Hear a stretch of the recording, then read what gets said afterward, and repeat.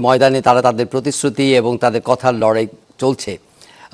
বিভিন্নভাবে আমরা নানা ধরনের বিতর্কের দেখতে পাচ্ছি। যেমন নির্বাচন কমিশন পক্ষ থেকে নির্বাচনে যে পরিবেশ রচনা করবার জন্য যে সিদ্ধান্তগুলো তারা নিয়েছেন, সেখান থেকে কখনো তারা এগোচ্ছেন, কখনো তারা পিছোচ্ছেন। ইতিমধ্যে আমরা জেনেছি যে সাংবাদিক পর্যবেক্ষকদের মোবাইল ফোন নিয়ে ভোট কেন্দ্রে যেতে যে বাধা দেওয়ার কথা তারা বলেছিলেন, সেটা তারা রাখছেন না। এক্ষেত্রে আর কোনো বাধা নেই।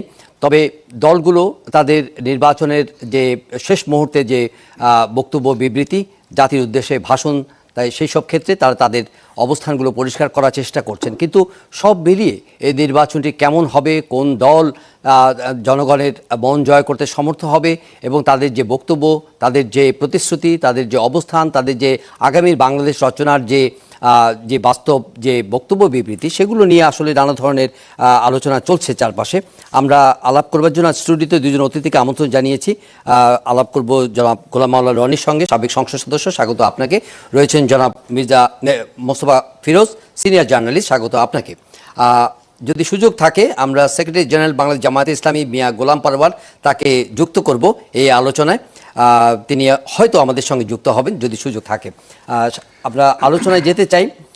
আজকে সন্ধ্যায় জাতির উদ্দেশ্যে ভাষণ দিয়েছেন বাংলাদেশ জাতীয়তাবাদী দলের চেয়ারম্যান জনাব তারেক রহমান এবং জামায়াতে ইসলামীর আমির জনাব ডক্টর শফিকুর রহমান।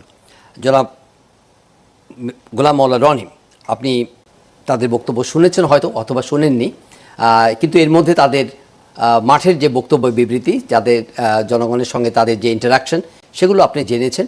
নানা ধরনের বিষয় আসছে নির্বাচনের খুব কাছাকাছি। আমরা এই সময়ে তারা প্রতিশ্রুতি দিচ্ছেন আগামীর সুন্দর একটা বাংলাদেশ রচনার ক্ষেত্রে, কিন্তু কিছু কিছু বিষয় আছে এখনও তাদের মধ্যে এক ধরনের দোষারোপ কিংবা পুরনো রাজনৈতিক যে বিতর্ক, সেগুলো কিন্তু এখনও রয়ে গেছে। ৭১ আছে, চাঁদাবাজি, দখল, তারপরে তাদের ধর্ম নিয়ে যে রাজনীতি, সেই বিষয়গুলো নিয়ে দুই পক্ষের মধ্যে কিন্তু একটা লড়াই কিন্তু এখন একটা চরম পর্যায়ে। কারণ ভোটের মাঠ, স্বাভাবিকভাবেই এটা নিয়ে অস্বাভাবিক কোনো চিত্র নেই। সব মিলিয়ে আপনি এই পর্যন্ত কি দেখছেন? মানে সামনের যে ভোটের দিন আসছে, সেই সময়টাকে কেন্দ্র করে আপনার চোখে কি গুরুত্বপূর্ণ বিষয়গুলো চোখে ভাসছে? প্রথমত আমি জনাব তারেক রহমান সাহেব আসার পর থেকে তার সকল বক্তব্যগুলো শুনেছি বা শুনি। এই কারণ হলো যে বিএনপির 35% যারা সাপোর্টার, তারা তো মনে করেন বা স্বপ্ন দেখেন যে তিনি হবেন প্রধানমন্ত্রী। তারপর রাষ্ট্রের যে সকল কর্তা ব্যক্তি রয়েছে তাকে আজ পর্যন্ত যে প্রোটোকল দেওয়া হচ্ছে, ওভাবেই তাকে দেওয়া হচ্ছে। তার ছেলে মেয়ে, তার স্ত্রী, পুরো রাষ্ট্র তাদের দায়িত্ব নিয়েছে এবং সম্মান প্রদর্শন করছে। কাজে একজন নাগরিক হিসেবে ভবিষ্যৎ প্রধানমন্ত্রীর বক্তব্য শুনতেই হবে। অন্যদিকে আমিরে জামাত, যেখানে আমেরিকা বলছে, অন্যান্য কৌশলগত রাষ্ট্রগুলো বলছে যে এবার জামাতের ক্ষমতা আসার বিপুল সম্ভাবনা রয়েছে। জামাতের যারা নেতৃবৃন্দ, তাদের বডি ল্যাঙ্গুয়েজ, কথাবার্তা, সব কিছুর মধ্যে একটা ক্ষমতা ভাব, একটা আমির ভাব এবং একটা খলিফা ভাব। তো এরকম একটা ভাব সব চলে আসছে, যেগুলো দেখতে আমার ভীষণ ভালো লাগছে।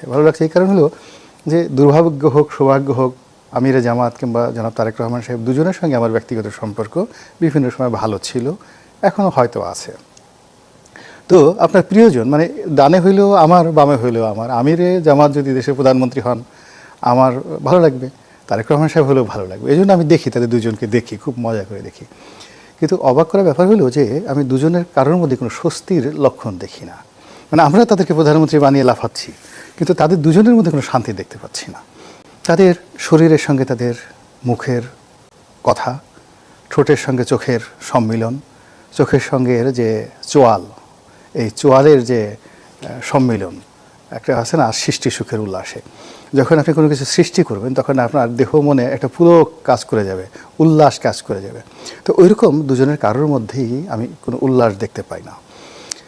তাদের কাউকে দেখে মনে হয় না যে অ্যাসার্টিভ কোনো কিছু রয়েছে, এবং তারা কনসিস্টেন্সি, যেটাকে বলা ইংরেজিতে, ধারাবাহিকভাবে তাদের যে বক্তব্য, চিন্তা চেতনা, তারা গত 17 মাসে স্বাভাবিক রাখতে পেরেছেন এবং আগামী 17 মাস তারা এই ধারাবাহিকতা বজায় রাখবেন।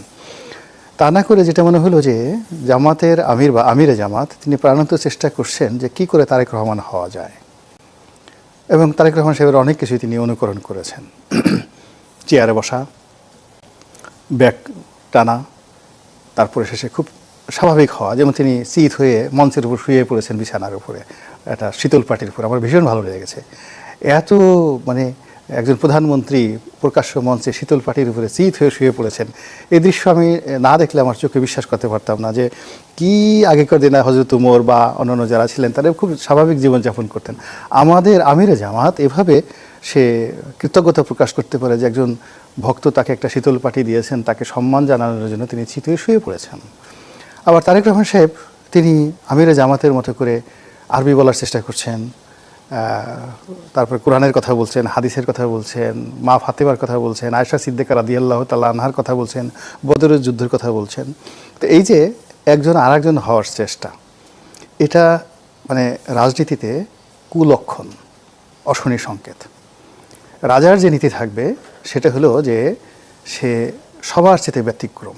Leader means a combination of many people, a thousands of people, লক্ষ লক্ষ মানুষের চিন্তা চেতনা ধ্যান ধারণা তিনি ধারণ করবেন এবং সারা পৃথিবী তাকে নিয়ে কী চিন্তা করছে কী বলছে ডাজ নট ম্যাটার, সে তার মতো করে সে এগিয়ে যাবে, কথা বলবে, সে মানে তার উদারতা, তার বেয়াদবি, তার সমস্ত কিছু থাকবে অনন্য।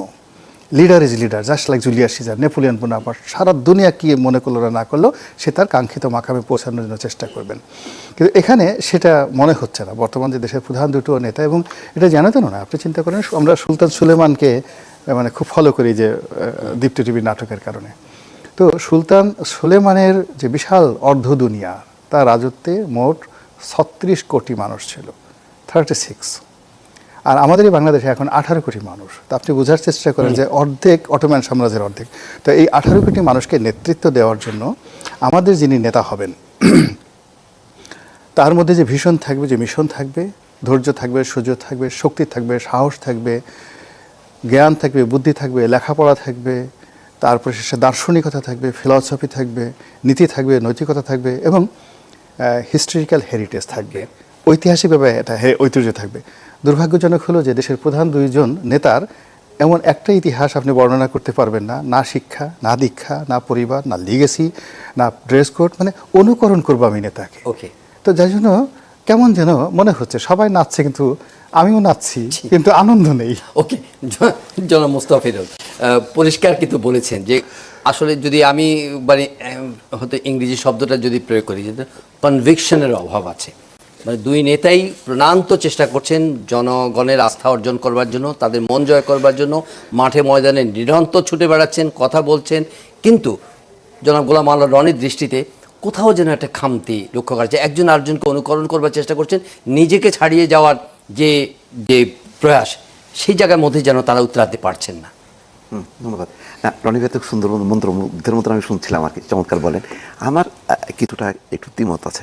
দ্বিমত আছে এই অর্থে, তারেক রহমান কিন্তু অনুকরণ করেনি, বরং তারেক রহমানকে সবাই এখন অনুকরণ করছে। এটা আমি খুব মানে দায়িত্ব নিয়ে বলছি।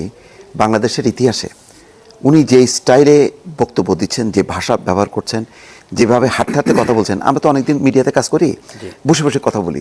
আমি নিজে আগে এক সময় যখন রিপোর্টার ছিলাম তখন একটু হেঁটে পিডিসি দিতে যে বারবার ধাক্কা খাইতাম, আমি পারতাম না, একবারে পারতাম না, একবার দুইবার টেক নিতে হতো। কিন্তু ওনার এই যে মঞ্চের এই মাথা থেকে ওই মাথার সামনে হাজার হাজার জনতা, আর পাবলিক যদি ভিড় করতো আমাদের তো গলা এমনিতেই আটকায় যেত। এইরকমভাবে মনে হচ্ছে যেন উনি গত 20-25 বছর ধরে এইভাবেই তিনি বক্তৃতা দেন। হ্যাঁ, যে পারফর্মটা করছেন বাংলাদেশের ইতিহাসে এরকম কেউ নেই। বাংলাদেশের ইতিহাসে নেই যে প্রধান দল প্রতিপক্ষের দোষ ত্রুটি নাম সহ দল সহ উল্লেখ করে বলে না। উনি এই ট্রেনটা চালু করছে, উনি ট্রেনটা চালু করছে বলে ওনাকে সবাই অনুসরণ করছে। এখন কেউ আর মানে নামটা উচ্চারণ করছে না। তারপরেও কিন্তু ওই যে রাক্তর ফ্যামিলি কার্ড বলছেন, রাজার ছেলে রাজা হবে, এইটা হবে না। উনি দেখেন এই নির্বাচনী মাঠে আমরা কিন্তু সবাই চিন্তা করছিলাম বেগম খালেদা জিয়ার মৃত্যুর এই মাত্র কয়েকদিন পরে নির্বাচনী প্রচারণা হবে, এটাই হয়তো ওনার প্রধান একটা অবলম্বন হবে তার মা। কারণ বেগম খালেদা জিয়াকে বাংলাদেশের কোটি কোটি মানুষ শ্রদ্ধা করে, সম্মান করে, এটা বলার অপেক্ষা রাখে না যে পরিমাণ ঢল আমরা দেখলাম। কোনো জনসভায় দেখছেন উনি বলছে তার মায়ের কথা, যে আমার মায়ের আমি আসার পর তিনি মারা গেলেন, তিনি আপনাদের জন্য কাজ করেছেন, তিনি এই করেছেন ওই করেছেন, আমি মায়ের অসমাপ্ত কাজটা আমি সম্পন্ন করতে চাই। বাবার কথা বলেননি, বাবার কথাও বলেননি। উনি ওনার স্টাইলে যেভাবে এগোচ্ছেন, পাশ্চাত্যে আমরা কিছু কিছু ক্ষেত্রে এটা পশ্চিমা রাষ্ট্রনেতা নির্বাচনী প্রচার অভিযানে দেখি, সেইটা ইন্ট্রোডিউস করা এবং কত বড় ঝুঁকি, যেখানে বাংলাদেশের মানুষ অভ্যস্ত না, তার দল অভ্যস্ত না, সেখানে তিনি সেই ট্রেনটা চালু করে সফল হয়েছে। এবং আজকে শেষ প্রান্তে এসে এখন পর্যন্ত শফিকুর রহমানও তারেক রহমানের নামটা শুধু উল্লেখ করেনি, কিন্তু আকার ইঙ্গিত দিয়ে বলছেন, দলের নাম উল্লেখ করেননি, এবং তারেক রহমান তো বলেনি না।